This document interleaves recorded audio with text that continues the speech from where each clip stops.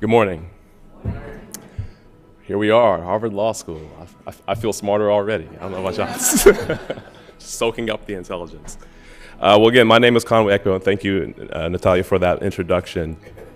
And before I get into who I am and what I do, I just want to echo the sentiments you've heard already and double down on giving recognition to Evangeline Mitchell for putting this thing together year after year after year. It's nothing short of amazing. I don't know where you would find this many black professionals who are ready to pour into the future of the profession anywhere else in the country, and you guys are here and a part of it, so hats off to you all for being here. So, that said, so you want to go to law school, huh? Sure about that?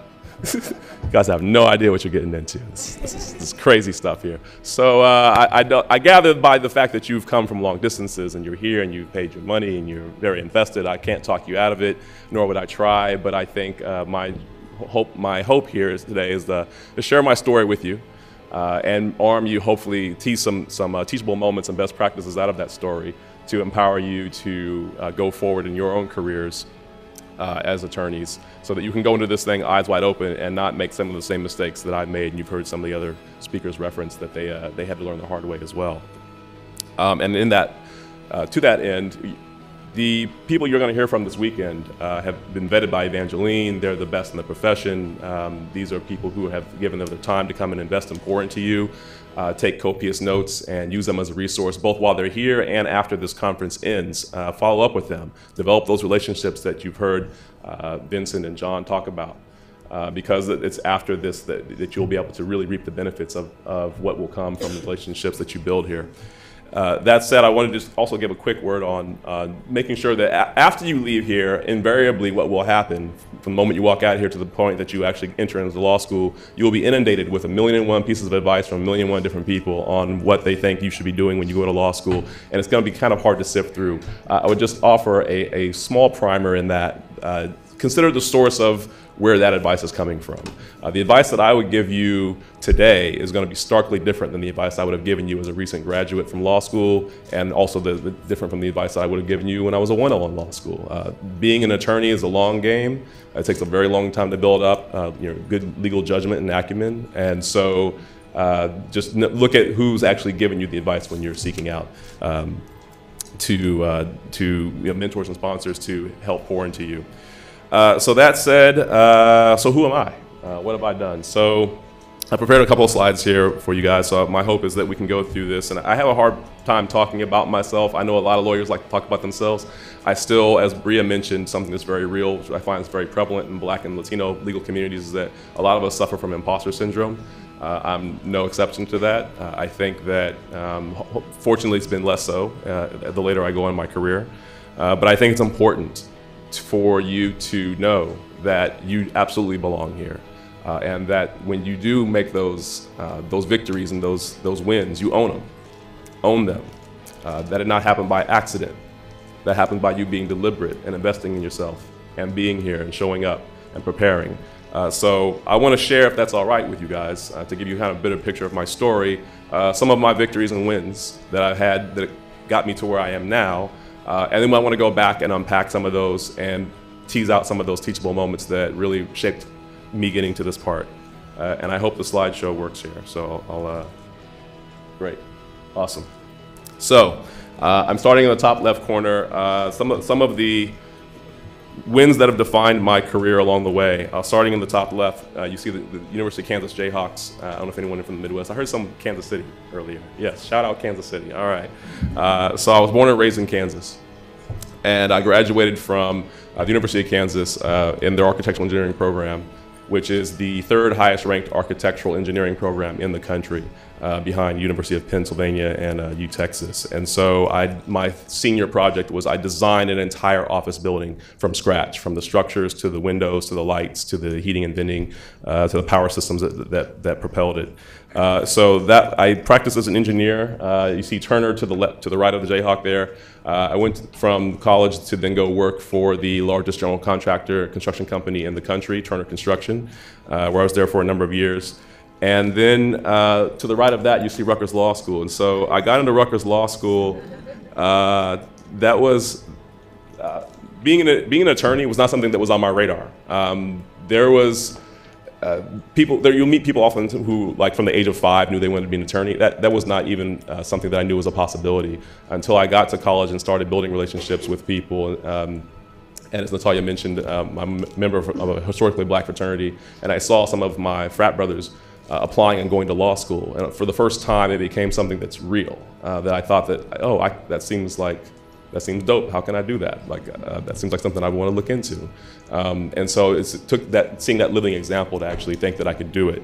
So got into law school at Rutgers after my first year, made Law Review. If you're not familiar with Law Review, it's an academic journal that the students put on. It's essentially an honor to be named onto a Law Review, essentially meaning you're effectively in the top of your class.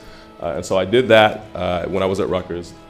And then my top right corner here, I have pass-fail, representing the fact that I took the New York and the New Jersey bar exams at the same time and passed both of them on my first try.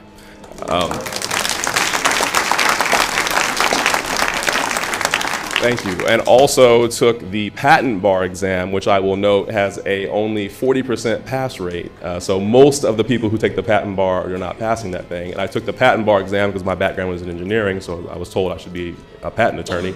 So I took that and I passed that as well. So I'm actually also a patent attorney. In the bottom left corner, you see a scene from Suits. I don't know if you guys are familiar with the Suits show. It's, as far as TV legal dramas go, it's all right. It's somewhat representative of what big law firm life is like. You have to stretch the imagination a little bit, as they all do. And so I put that up to represent the fact that I was hired immediately out of law school to work in a big New York law firm in Manhattan. So for big law, you've heard the term big law. You guys familiar with that? How many of you guys are interested in going into law firm practice? Okay, fair show of hands, great. So I graduated law school in 2007. I know that was a minute ago, but I came out at the height of the economy before the 2008 recession hit. And I want to note to you guys that even at the height of the economy, offers were just abound all over the place. Everyone was getting offers. But even at that point, in 2007, there were 40,000 law students who graduated across the country. Of those 40,000 graduates, only 8,000 went to go work for big law immediately out of law school. That's 20%. And that was during good economic times. We're kind of back towards those good economic times now, but you can imagine after 2008, that number fell off precipitously. And so I was among those 20% of graduates that year who went straight into a big law firm associate position, making then the market rate of $160,000 a year. Today, that number is $190,000 a year. Which is amazing to me now that I'm in-house counsel and I'm responsible for seeing those bills from law firms. I can't imagine we're paying folks 190 grand a year who are right out of law school who don't even know where the courthouse is, but that's a whole other story for another day. So did that. I then went from private practice into law firm life. And during my law firm practice, I also want to highlight another defining moment for me. I first chaired my first trial as a fifth-year associate at the firm that I was at. And just to put that in context, trial work as a litigator is typically something that is reserved for partners only. And there I was, 5 years out of law school, first chairing my first trial for a large client. It was a multi-million-dollar case, which I won as a fifth-year associate. Completely changed my trajectory. I got that because of relationships that I developed within the firm, and the partner who was mentoring me at the time thought, let me take the training wheels off and see what this guy can do, and gave me a shot, and poured into me because I made myself available and sought him out as a mentor. And he had a whole bunch of cases. He had all of his clients loved him, so he's like, look, if you mess this up, it's no big deal. I got a whole bunch of other clients, no problem. But it was a very defining moment for me. And so then I left from law firm practice and went what's called in-house, which is many companies and corporations and banks have their own internal legal departments of attorneys, and they typically don't hire directly out of law school. They would like you to be trained as an attorney at a law firm or somewhere else for a number of years before they will take you in-house. And so I left law firm practice after 9 years as a litigation associate in financial services, and went to go work for the second biggest bank in the country, which is Bank of America, advising the Merrill Lynch side of the business on securities issues. I was only there for about a year and change before I got poached by a competitor, where I am now, who I'm doing the same job for higher compensation and higher title, so it seemed like a no-brainer. So Morgan Stanley, if you're not familiar with it, they're one of the last few big investment banks left after 2008. They are the largest wealth manager in the world, managing over $2.4 trillion in assets for their clients, which if you were to add up all of the state budgets for all 50 states in the US, it would be more than all of them combined. So that's been the professional trajectory. Then I also have to put in the personal. So you see my wife and I and our daughter on the far left side there in New York, where we live.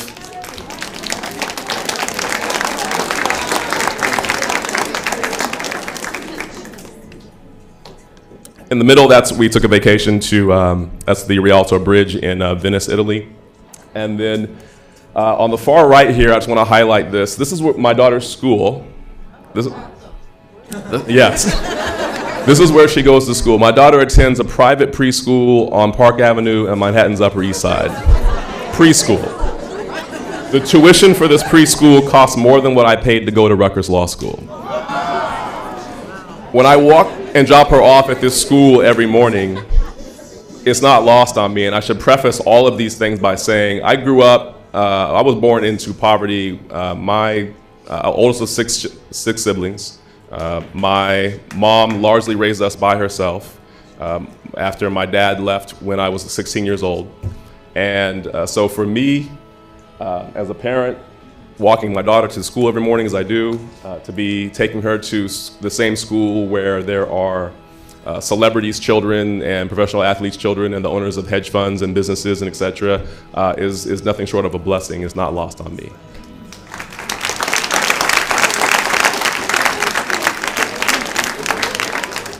And last but not least, this group of characters right here is some of the members of 1844 that you heard Natalia reference earlier. And so we started this group 5 years ago in recognition that we needed to come together and support each other both personally and professionally. And I'll go more into detail about 1844 and what it is and what do we do and some of the things that we've done to contribute to our communities later on. So I'll return to that. But I just wanted to highlight these things as some of the wins and victories that I've had along the way that have helped define who I am. So why do I have this slide up here? When I was 16 years old, I just mentioned my father was from Nigeria. He passed away a few years ago, but when I was 16 years old, he split up from my family and went back to Nigeria, and I never saw him again alive, unfortunately. And so at the ripe age of 16, effectively, in my mind, becoming the quote-unquote man of the house, I felt that in my 16-year-old infinite wisdom, the best thing that I could do was to drop out of high school as a sophomore and start working full-time to help my mom and my 5 brothers and sisters help pay the bills and make ends meet. 2 things happened to me at this point in my life that really changed my trajectory and that I want to highlight for you guys. First, there was a friend of mine named Jimmy. This was the coolest brother in my class. Like, everybody loved Jimmy. Jimmy was the man.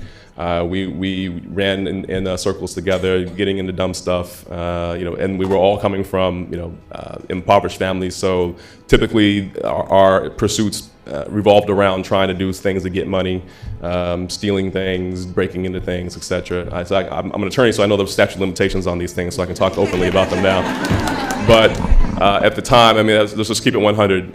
This is what I was getting into. And so Jimmy, one fateful night, breaks into a house that he thought was empty, but he was wrong, unfortunately. And the homeowner was there and armed and shot Jimmy and killed Jimmy.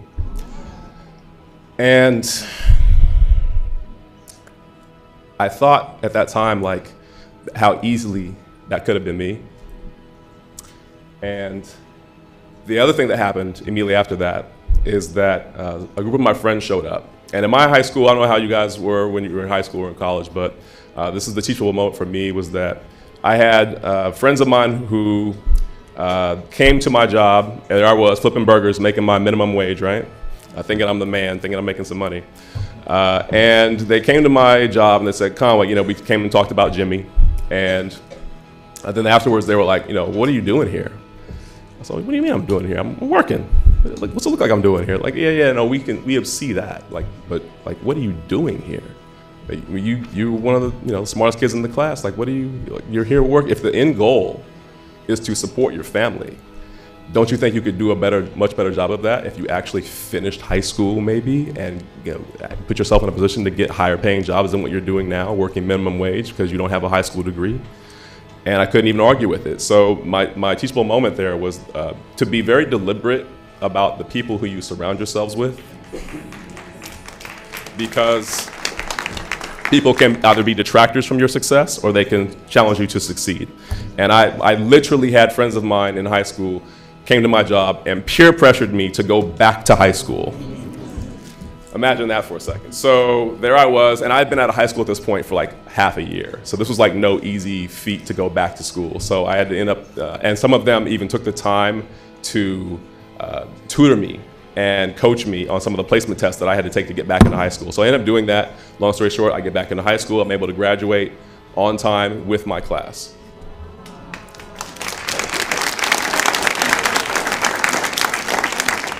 So then fast forward a few years, as I mentioned, I went to the University of Kansas and then graduated from college and then gave some serious thought to law school.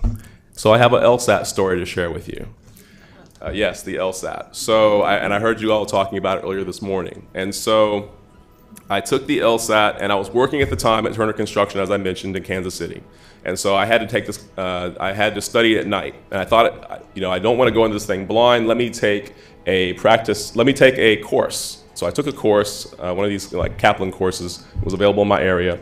I took the course, and the course only offered for an opportunity to take a practice Lsat 3 times. And so when I started the course, I took my practice Lsat, and I scored a 145. And I took it again halfway through the course and got another 145. And then I took my last practice exam and got a 145. And then lo and behold, after I finished that course, I took the Lsat and got a 145. Shocker. And so I had a decision to make. And so at that point, a 145, in case you are not familiar, it's a scale from 120 to 180. I'm sure I'm preaching to the choir here. I'm sure you're all very familiar with the range of Lsat scores. And that's not a very competitive score. And so I went ahead and applied to the schools that would take me at the time, and which were not very many. And were mainly schools that you would consider, quote unquote, the tier 4 schools. Now, what are these tiers? I'm sure that you guys are very familiar with this, but if any of you are not, there's a US News and World Report ranking that I do not believe in and I hate it, but it's the reality, and unfortunately we have to deal with it, that ranks schools by the 1 through 50 is the first tier, the 50 through 100 being the second tier, 100 through 150 being the third tier, and anything below 150 being the fourth tier. Why is this important? Because these are what shape perception from law students' perspective and also from employers' perspective.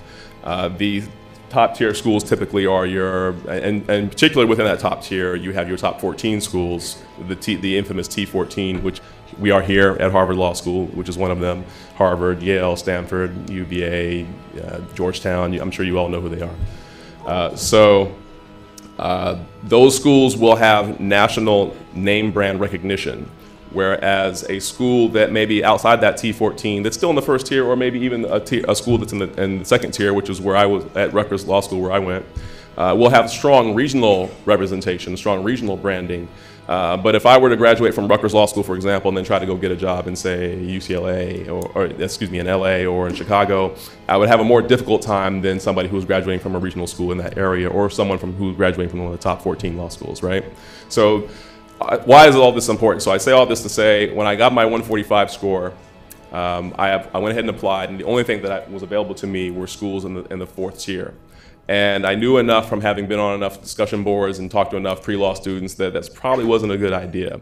So I had to make a decision here, and I decided to stay out for a year and just take the Lsat over again. So I did this. And so fast forward a year, I decided to take a different prep course because the first one that I took didn't really do magic for me. So I decided to take a different course. And this is a blessing in disguise.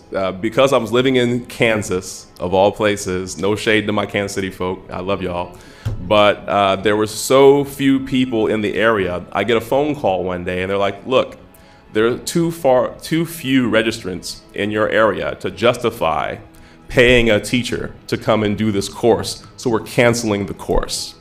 So there I am, a couple months out from the Lsat, my second time at the Lsat. I have no prep course. I'm panicking. This turned out to be a blessing in disguise because I then went out and did, and I didn't even realize that what I was doing when I did this. I just panicked and I went out and I sought every practice Lsat I could get my hands on. And I studied them meticulously and I took them over and over again. And the Lsat, like any other standardized test, like the bar exam, like the ACT or SAT, any other standardized test you're going to take in life, is largely, you best prepare for it by repetition. And so by the time I took the actual Lsat the second time, I'd probably taken somewhere in the neighborhood of maybe 15 to 20 full-length practice Lsats before I took the second Lsat. So much, in fact, that when I got to the second Lsat, I could tell which of these sections was the experimental section because it was unlike anything I had ever seen before and the 20 LSATs that I had taken. And I turned out to be right. So I was able to move my score from a 145 to a 162, which allowed me to get into law school.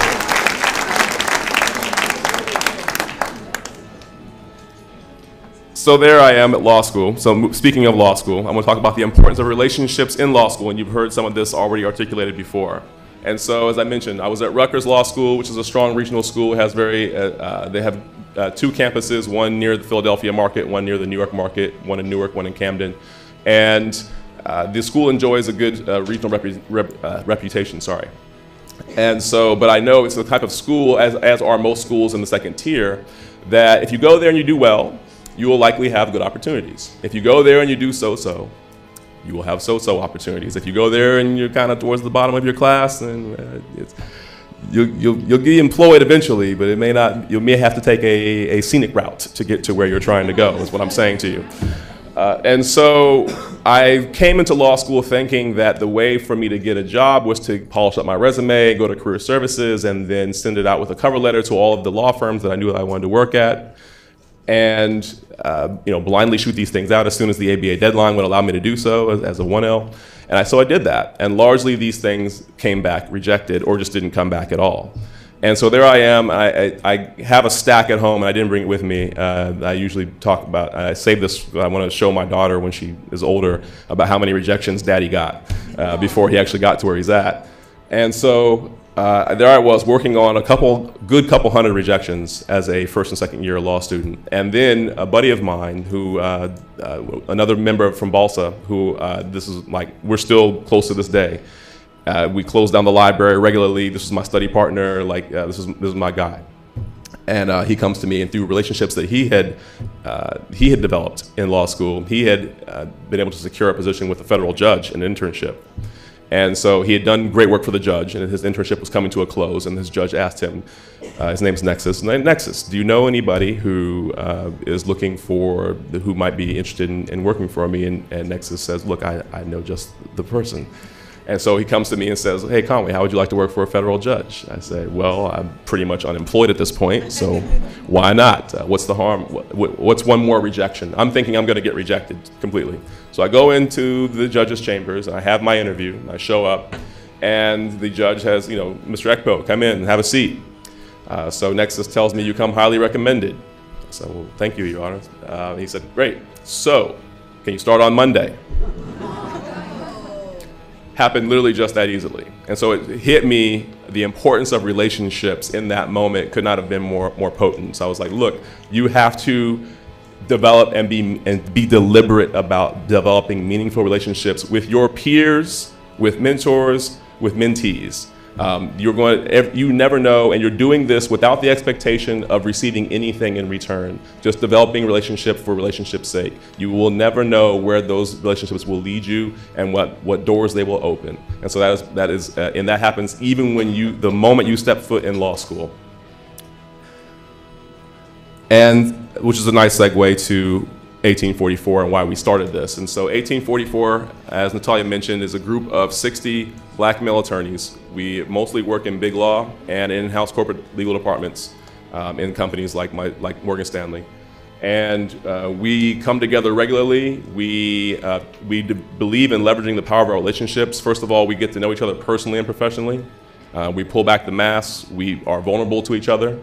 This is a picture from a retreat that we do every year, an annual retreat where we lock ourselves into a home, some big house somewhere. We pick somewhere that can hold all of us, and we don't leave the house until every brother has gone around the room and has bared their soul to tell us what is going on with them, both personally and professionally.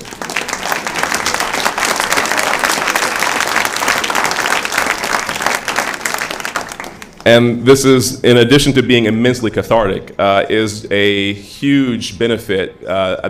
We refer jobs to each other, that's a given. We help our significant others know each other. We vacation together. We invest our money together. We have bought property together. We started a venture capital fund together. We started a venture capital fund, which we funded with our own funds and funds from relationships that we have that we've then used to invest in minority-owned tech startup companies.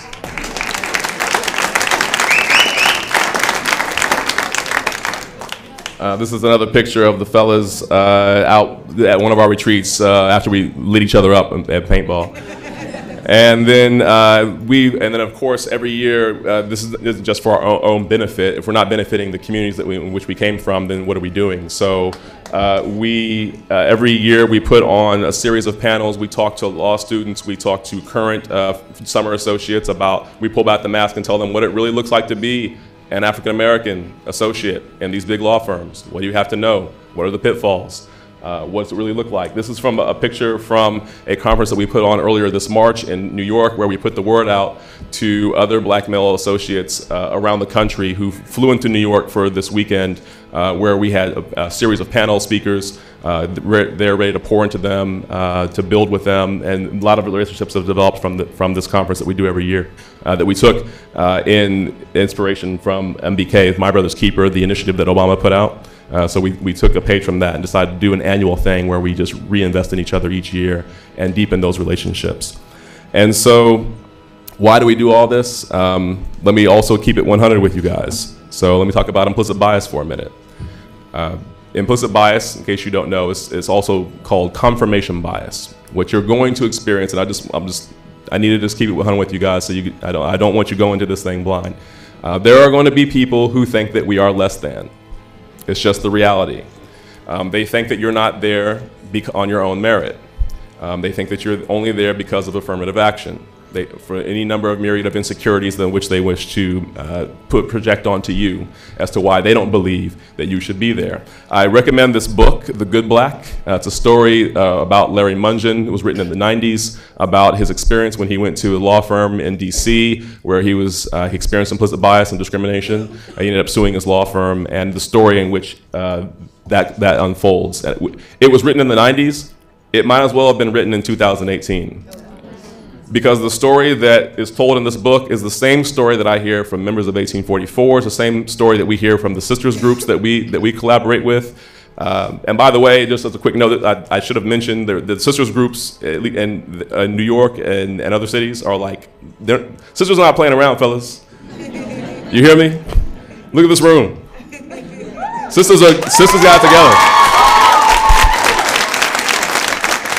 A lot of people will ask us, like, why only a fellows group? Well, because we're actually late. The sisters have already started sisters groups that we are emulating. We are copying their blueprint, okay? So like, we're late to the party. I just want to say that. But back to this story on implicit bias. There was a study done by Dr. Erin Reeves in 2014 that actually studied, and her team at NextGens that looked at implicit bias. And they made a memo.